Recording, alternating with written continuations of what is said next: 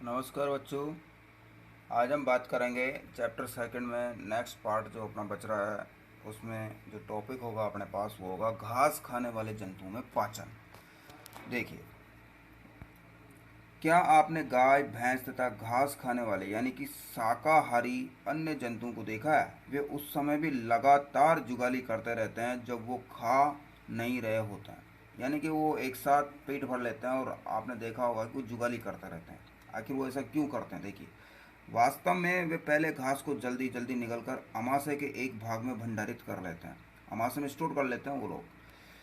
फिर देखिए, ये भाग रूमेन, रूमेन का मतलब होता है यानी प्रथम अमाशय कहलाता है। रूमिनेंट में अमाशय चार भागों में बटा होता है। रूमेन में भोजन का आंशिक पाचन होता है जिसे जुगाल कहते हैं, जुगाल या कड। परंतु बाद में जंतु इसको छोटे छोटे पिंडकों के रूप में पुनः मुख में लाता है तथा तथा चबाता रहता है। इस प्रक्रम को रोमंथन कहते हैं। क्या कहते हैं? रोमंथन। देखिए, इसमें आपको दिखाया गया है कि जो ये अमाशय वाला पार्ट है यहाँ पे, तो जानवर क्या करता है, सबसे पहले अपना पेट भर लेता है वो। जब आप उसको चारा डालते हो तो बस वो दबा दब चारा खाता जाता है और पेट में भर लेता है। जब आप उसे दूसरी तरफ खूटे से अलग दूसरे खूटे के बांध देते हो तो फिर वो क्या करता है, जुगाली करता है। उस जुगाली में क्या करता है, वो अंदर से भोजन को वापस लेके आता है उस चारे को मुंह में छोटे छोटे पिंडों के रूप में। यानी कि स्टार्टिंग में जब वो भोजन खा रहा था उसमें उसको चबाता नहीं है, वो केवल उसका आंशिक पाचन करके अमाशय का जो प्राथमिक भाग होता है जिसके रूमेन कहते हैं जिसको, उसके अंदर स्टोर कर लेता है। फिर वहाँ से उसको वापस मुंह में लाता है छोटे छोटे पिंडकों के रूप में और फिर उसका पाचन करके फिर से अमाशय में वापस भेजता है। देखिए,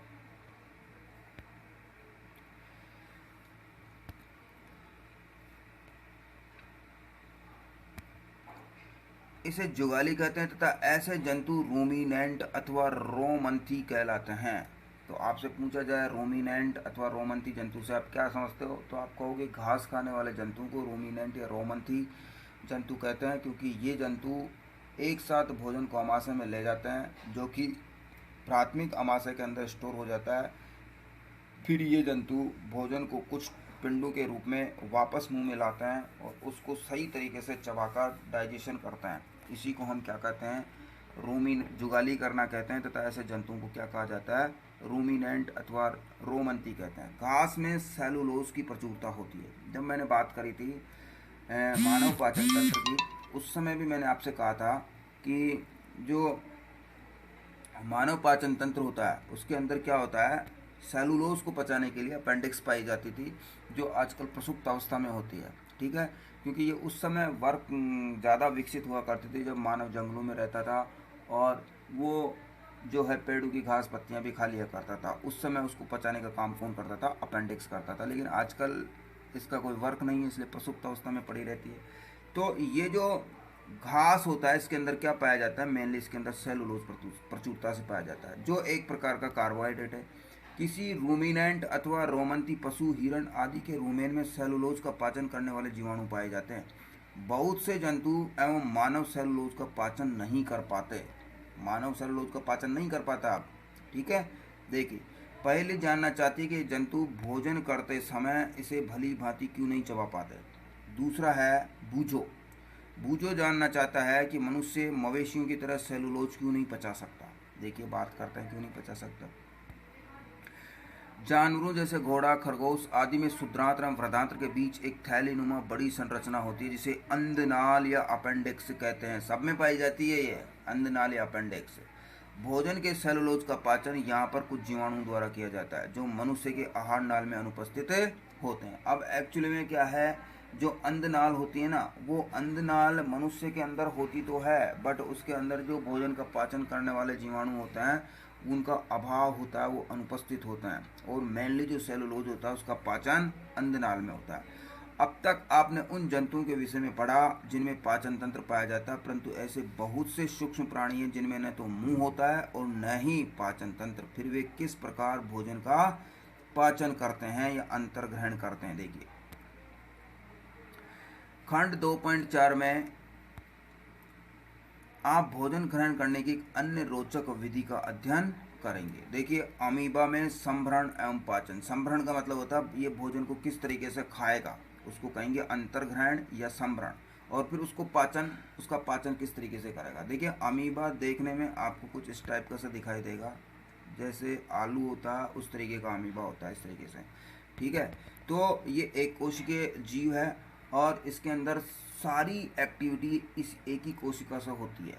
इसके अंदर अपनी तरह या जंतुओं की तरह कोई स्पेशल अंग नहीं होते कि साफ श्वसन करने के लिए फेफड़े होंगे, नाक होगा, पेशाब भोजन को करने के लिए मुंह होगा, आमाशय होगा, आहार नाल पाचन तंत्र पूरा होगा, या उत्सर्जन के लिए उत्सर्जन तंत्र होगा। ऐसे कोई भी तंत्र इसके अंदर विभेदित नहीं होते, क्योंकि ये केवल और केवल एक कोशिका होती है और इसमें सारे के सारे काम इसी एक कोशिका के द्वारा किए जाते हैं। देखिए अमीबा जलाशयों में पाया जाने वाला एक कोशिक जीव है। अमीबा की कोशिका में एक कोशिका झिल्ली होती है, एक गोल सघन केंद्र का कोशिका। कोशिका द्रव्य में बुलबुले के समान अनेक धानियां होती है। अमीबा निरंतर अपनी आकृति एवं स्थिति बदलता रहता है। कुछ समय पहले अमीबा आपको कुछ इस टाइप का दिखाई देगा, हो सकता है कुछ समय बाद ये इस तरीके से दिखाई देने लग जाए आपको, हो सकता है कुछ समय बाद आपको इस तरीके से दिखाई देने लग जाए।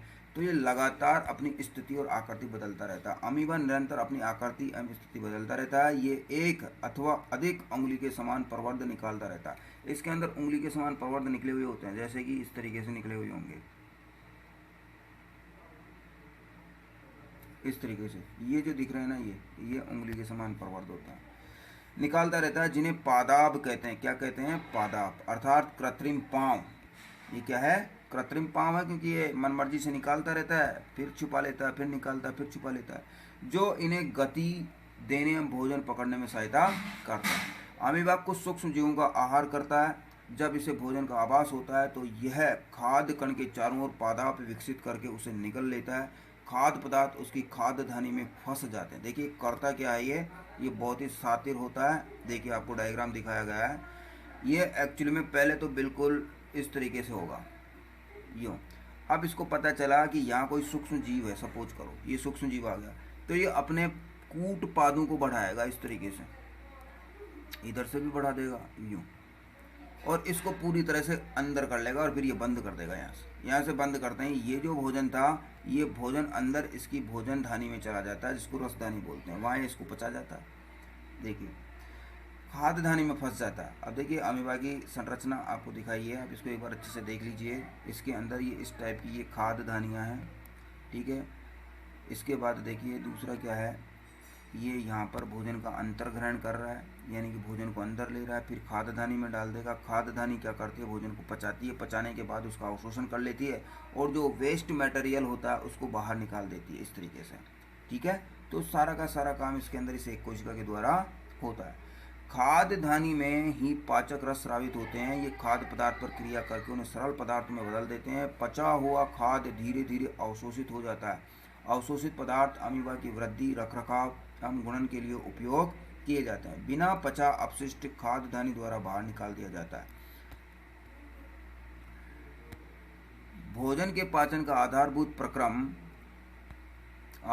प्रक्रम सभी प्राणियों में समान है, जिसमें खाद्य पदार्थ सरल पदार्थों में परिवर्तित किए जाते हैं एवं ऊर्जा मुक्त होती है। अगले अध्याय में आप आंत द्वारा अवशोषित खाद्य पदार्थों का शरीर के अन्य भागों में स्थानांतरण के विषय में पढ़ेंगे। यानी कि जो भोजन का डाइजेशन हुआ, पूरी आहार नाल जिसके अंदर अपन ने देखा मुंह, ग्रास नली, अमाशय, छोटी आंत, बड़ी आंत, मलाशय, फिर अपन ने देखा कि किस तरीके से अमाशय में पाचन होता है। अपन ने बात करी किस तरीके से छोटी आंत में उसका अवशोषण होता है। फिर अपन ने बात करी कि मलाशय से किस तरीके से मल का निष्कासन होता है। अब देखिए पाचन तो हो गया, फिर हमने कहा कि भोजन का अवशोषण होता है और भोजन को रक्त जो है विभिन्न कोशिकाओं तक लेकर जाता है। तो विभिन्न कोशिकाओं तक भोजन का स्थानांतरण किस प्रकार से होता है उसके बारे में हम नेक्स्ट चैप्टर में अध्ययन करेंगे, जो कि हमारा तीसरा चैप्टर होगा। ये चैप्टर अपना ख़त्म हो गया है। देखिए इसके अंदर कुछ वर्ड्स आए जिनसे आप रूबरू हो चुके हैं, आप जान चुके हैं कि ये क्या होते हैं।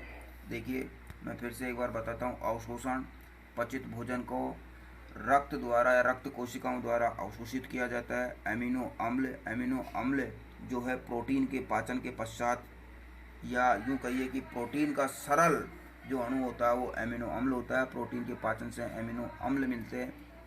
स्वांगीकरण क्या है?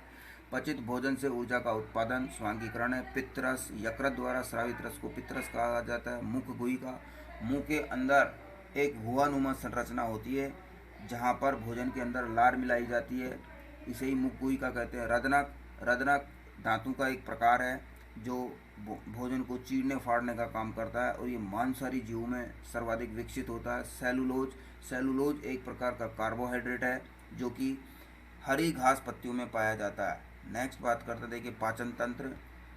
जंतु में भोजन को पचाने हेतु एक तंत्र काम करता है जिसे पाचन तंत्र कहते हैं। च्वर्णक, च्वर्णक जो मानव दंत है उसमें च्वर्णक एक दांत का प्रकार है जो भोजन को पचाने का भोजन को चबाने का काम करता है। यकृत, यकृत पाचन तंत्र में या पाचन में सहायक एक ग्रंथि है जो पित्तरस का स्रवण करती है। अंतर्ग्रहण, भोजन को अंतर्ग्रहित करना या भोजन को अंदर लेना, मुंह के अंदर लेना क्या कहलाता है? अंतर्ग्रहण कहलाता है। कृंतक, कृंतक धातु का एक प्रकार है जो धातु को काटने का काम भोजन को काटने का काम करता है। पित्ताशय, पित्ताशय एक थैलीनुमा संरचना होती है जो कि यकृत में पाई जाती है जहाँ पर क्या होता है? पित्तरस संचित रहता है। खाद्यधानी, खाद्यधानी अमीबा के अंदर पाई जाती है जिसके अंदर वो खाद्य कणों को क्या कर लेता है? खाद्य कणों को अंदर अंतर्ग्रहित करके पचा लेता है। वसीय अम्ल, वसा के पाचन से वसीय अम्ल बनता है। निष्कासन, अपचित भोजन को मल द्वारा निष्कासित कर दिया जाता है। ग्रसिका, ग्रसिका भोजन को मुंह से अमाशय में पहुंचाने का काम करती है। अग्नाशय, अग्नाशय एक पाचक ग्रंथि के रूप में शरीर में काम करता है जो कि पाचक रसों का श्रवण करता है। अग्रच्वर्णक, अग्रच्वर्णक धातु का एक प्रकार है जो कि भोजन को चबाने का काम करता है। पादाप, पादाप जैसी संरचना, उंगली नुमा संरचना अमीबा में पाई जाती है जो कि उसे भोजन पकड़ने और उसकी गति करने में सहायता करती है। रूमेन, रूमेन किसे कहेंगे? अभी आया था ना रूमेन और रूमिनेंट। रूमेन देखिए जो जुगाली करने वाले जो जीव होते हैं उन्हें रूमिनेंट कहते हैं और रूमेन जो जुगाली की प्रक्रिया होती है उसे रूमेन कहते हैं। एक बार इसको आप वापस से अच्छे से देख लेना चैप्टर के अंदर डेफिनेशन दोनों की। लाला ग्रंथि, लार ग्रंथि को लाला ग्रंथि कहते हैं। दीर्घ रोम, ये दीर्घ रोम भी पाए जाते हैं। तो इस तरीके से ये आपका जो चैप्टर है वो ख़त्म हुआ। अब नीचे कुछ इम्पोर्टेंट जो पॉइंट्स है उनकी बात अपन कर लेते हैं। देखिए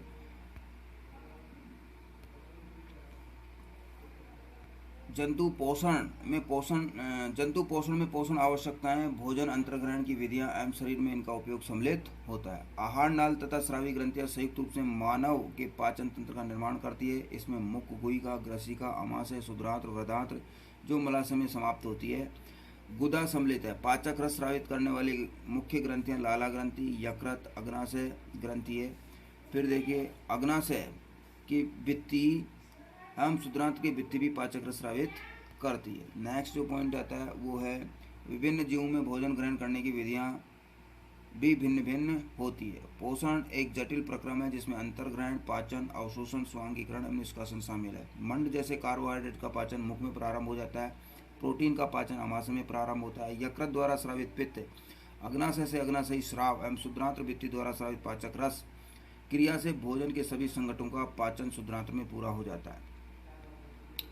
जल एवं कुछ खनिज लवण वृद्धांत्र में अवशोषित होते हैं। अवशोषित पदार्थ शरीर के विभिन्न भागों को स्थानांतरित कर दिए जाते हैं। बिना पचे अपशिष्ट जिनका अवशोषण नहीं होता मल के रूप में गुदा द्वारा शरीर से बाहर निकाल दिए जाते हैं। नेक्स्ट वीडियो में बच्चों हम बात करेंगे इस चैप्टर के क्वेश्चन आंसर्स की, जिसके लिए मैं एक वीडियो और लेकर आऊँगा और वो जल्दी मैं अपलोड कर दूँगा। तो आपको जितना पढ़ाया है आप उसको पढ़ें। इस चैप्टर को 2-3 बार अपनी बुक से पढ़ें। इस वीडियो को देखें, जो वीडियो मैंने 4 वीडियो अपलोड कर दी वो चारों वीडियो आप लोग बार बार देखें और फिर बुक से इसको रीड करें। आपको अच्छे से चैप्टर समझ में आएगा। इस वीडियो को लाइक करें और अपने दोस्तों को ज़्यादा से ज़्यादा शेयर करें ताकि सब लोग इसको देखें। ठीक है, मिलते हैं नेक्स्ट वीडियो में जिसमें हम बात करेंगे क्वेश्चन आंसर्स की। ठीक है।